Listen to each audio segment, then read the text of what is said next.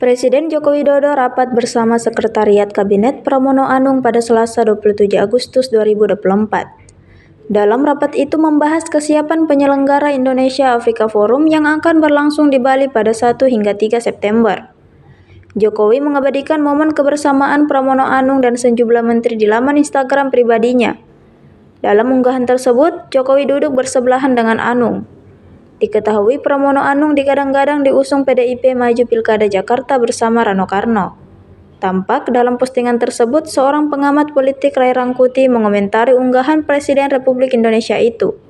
Menurutnya, Jokowi memposting foto itu sebagai taktik agar ekstabilitas Pramono Rano mendapat sentimen negatif.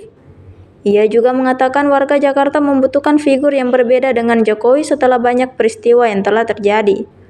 Alasan ini menjadi salah satu faktor ekstabilitas Ridwan Kamil Suswono lebih kecil dibanding Anies Baswedan.